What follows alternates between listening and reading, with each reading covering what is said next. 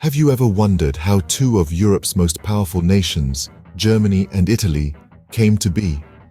It's a question that's both fascinating and complex, as the formation of these nations is a tale packed with intrigue, conflict, and remarkable individuals. Let's begin by setting the scene. Picture a Europe of the mid-19th century, a continent divided into a myriad of small states and principalities, each with its own ruler, its own laws, and often its own language. This was the fragmented world from which Germany and Italy would emerge. In the case of Germany, we're talking about a staggering collection of nearly 40 independent states. Imagine trying to unite such a disparate group under a single banner. It was a Herculean task, and yet it was accomplished, largely thanks to the efforts of some truly remarkable individuals. Italy, on the other hand, faced a similar, if not more complex, challenge. The Italian peninsula was a patchwork of kingdoms, duchies, and republics, not to mention the Papal States, which were under the direct control of the Pope. The process of bringing these diverse elements together to form a single nation was fraught with difficulty and conflict. And speaking of conflict, let's not forget the wars. The path to unification for both Germany and Italy was paved with battles, conquests, and unfortunately, a great deal of bloodshed. These were not peaceful transitions, but rather tumultuous upheavals that reshaped the map of Europe and set the stage for the world we know today.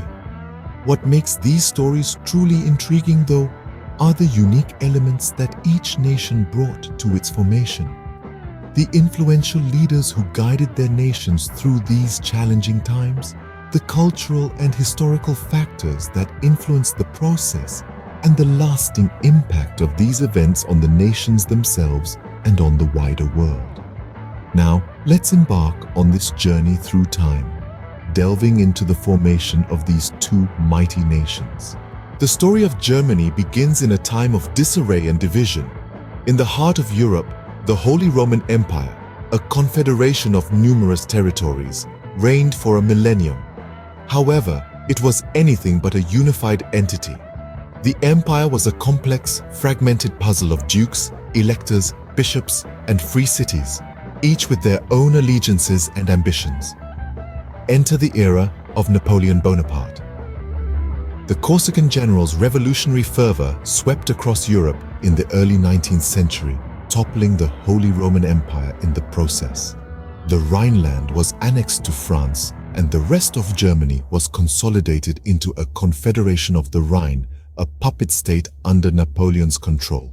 This period of French domination left a lasting impact on Germany, further fragmenting the region and stirring a sense of national consciousness among the German people.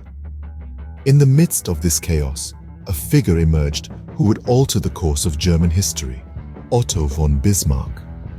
This Prussian statesman, with his iron will and cunning diplomacy, orchestrated the unification of Germany under the banner of Prussian dominance. Bismarck's strategy of blood and iron involved a series of wars that gradually brought the independent German states under Prussian control.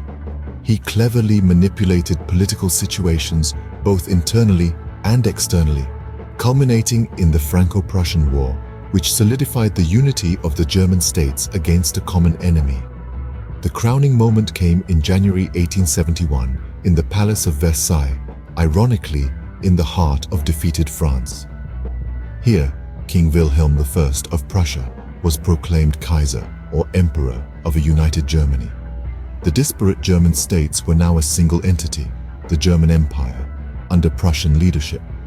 Bismarck's vision of a united Germany had come to fruition not through shared cultural identity or democratic consensus, but through a series of calculated political maneuvers and military victories.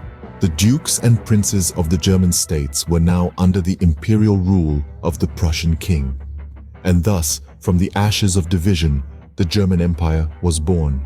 Italy, much like Germany, wasn't always the unified country we know today. Its roots stretch back to the Middle Ages, a time when the land we now call Italy was a patchwork of city-states, each with its own ruler. From the powerful Republic of Venice to the Papal States, Italy was a mosaic of political entities, each fiercely independent and often at odds with one another.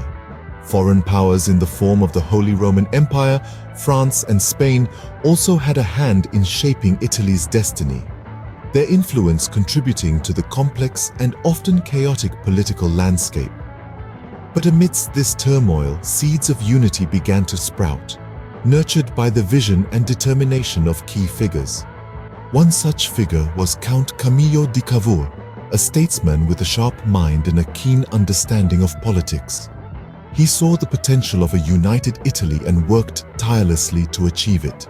Through diplomatic maneuvering and strategic alliances, he set the stage for the Risorgimento, the resurgence of Italian nationalism and the push for unification.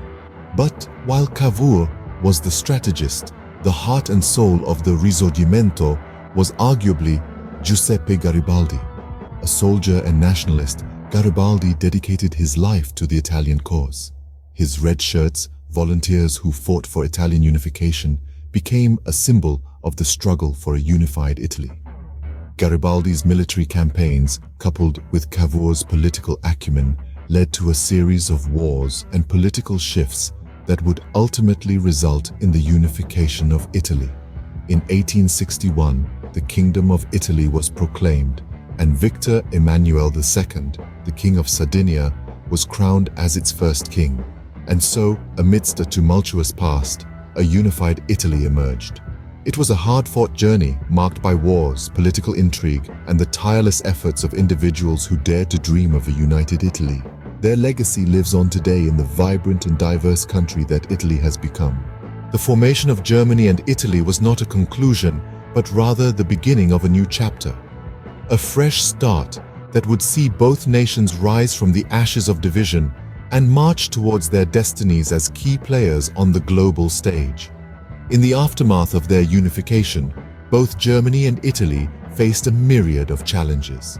Newly formed nations, they grappled with the task of creating a national identity that would unify their diverse populations. And while their paths diverged, they were both shaped by the trials and tribulations of their formative years. Germany, under the firm hand of Otto von Bismarck, transformed into an industrial powerhouse. Its might and influence grew, but so too did its ambitions. The nation's aggressive foreign policy and desire for expansion would eventually lead to its involvement in the First World War.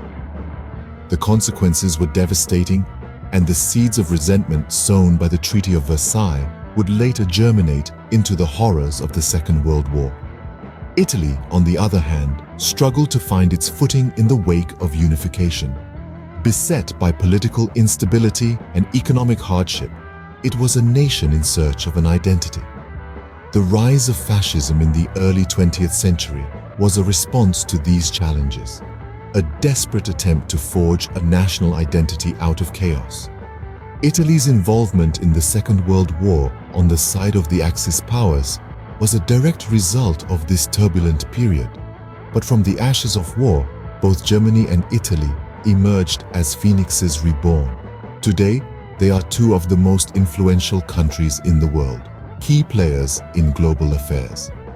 Germany is a titan of industry and a beacon of stability in the European Union, while Italy is a cultural powerhouse and a leading voice in the Mediterranean. Their paths to unification may have been fraught with difficulties, but the trials they faced have shaped them into the nations we know today. The echoes of their formation still resonate in the countries we see today. Their history is a testament to the power of unity and a reminder of the profound impact that the past can have on the present and future. Indeed, the echoes of their formation still resonate in the countries we see today. The formation of Germany and Italy is more than just a historical fact. It's a testament to the power of unity, vision, and leadership. As we journey together through the epochs, we've unveiled the enigma, the births, the paths, the aftermaths, and the legacies of these two influential nations. Their stories are not just about territories merging or borders being redrawn. It's about people, it's about cultures, It's about the indomitable spirit of humanity that strives to forge ahead despite the odds. It's about the visionaries who dared to dream and the leaders who dared to act. It's about the sacrifices made and the battles fought, both on the field and in the hearts of the people. The making of Germany, from its early tribal roots to the powerful nation-state it became, is a tale of ambition, strategy, and the yearning for a united identity. It's a story that echoes in the grandeur of Berlin, in the industrious spirit of the Ruhr, in the scholarly halls of Heidelberg. Contrastingly, Italy's path to unification is a vibrant tapestry of different cultures and histories, of battles and diplomacy, of love for the land and its people. Its story is whispered in the ruins of Rome, sung in the canals of Venice, and painted in the artistry of Florence. Understanding these stories is crucial, not only for appreciating the richness of their history, but also for comprehending their current dynamics. Today's Germany and Italy bear the imprints of their tumultuous pasts, and these imprints guide their present actions and future ambition. Yet, it's not just about these two nations. Their stories reflect a universal human journey, a journey of striving, of overcoming, of becoming, a journey that's still ongoing, not just for Germany and Italy, but for every nation, every community, every individual. As we see, the past shapes the present, and the stories of Germany and Italy are perfect illustrations of this enduring truth.